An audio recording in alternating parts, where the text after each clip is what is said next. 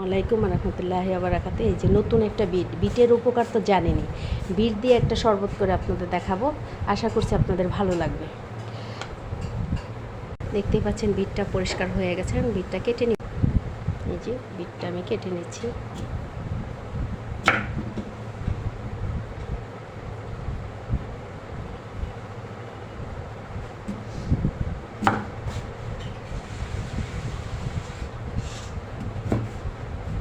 এইবার বলে না খেলো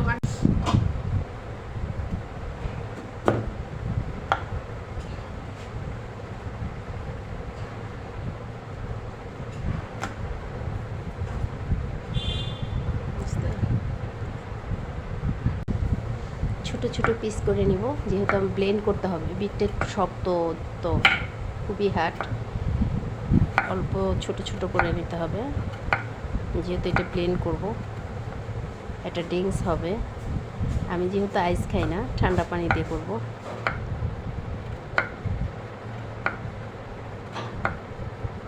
দেখতেই পাচ্ছেন ছোট ছোট পিস করে কেটে নেওয়া হচ্ছে।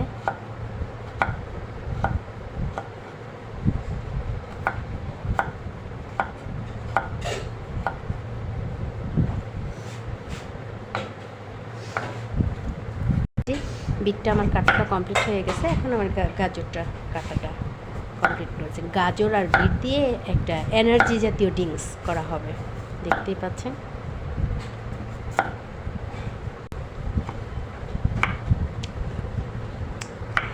এই যে গাজরটাও কুচানোটা কমপ্লিট হয়ে গেছে। এই যে আমি ব্লেন্ডার জারে নিয়ে নিচ্ছি, দেখতেই পাচ্ছেন। এখন আমি এগুলো একটু ব্লেন্ড করে নেব, খুবই ভালো করে ব্লেন্ড করে নেব।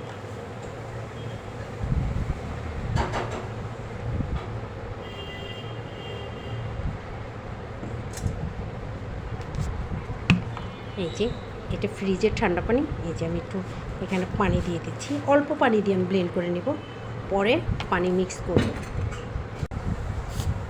দেখতেই পাচ্ছেন এখানে আমি এই যে পরিমাণ অনুযায়ী একটু গুড় দিয়ে দিচ্ছি, যেহেতু এমনিতে খেতে পারবো না, একটু গুড় দিয়ে দিচ্ছি। আর এই গুড়টা হলো একদম অরিজিনাল খাঁটি গুড়। এখন আমি ব্লেন্ড করার জন্য চলে যাচ্ছি।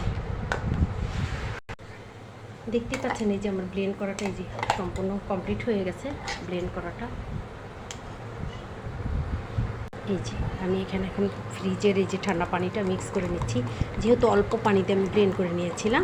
এখন এই যে আমি পানিটা মিক্স করে নিলাম, আর মিষ্টিটা আপনাদের পরিমাণ অনুযায়ী দিবেন। এই যে আমি এখন একটু ছাঁকনি দিয়ে সেঁকে নেব। দেখতেই পাচ্ছেন এই যে আমি এখানে একটা ছাঁকনি দিয়ে দিয়েছি, আর এই যে বিটগুলো আমি সেঁকে নিচ্ছি। দেখতেই পাচ্ছেন এই যে আমার জুসটা করা কমপ্লিট হয়েছে, আর জুসটা খেতে দারুণ মজা হয়েছে। আপনি চাইলে এখানে লেবুর রস মিক্স করে খেতে পারেন, মিষ্টিটা আপনাদের পরিমাণ অনুযায়ী খেতে পারেন। আমি অল্প মিষ্টি দিয়েছি, গুড় দিয়েছি, গুড়টা আমার পছন্দ, এর জন্য গুড়টা দিয়েছি। সবাই ভালো থাকবেন, আমার জন্য সবাই দোয়া করুন। আল্লাহ হাফেজ। বিটের জুসটা এই যে আমার কমপ্লিট হয়ে গেছে।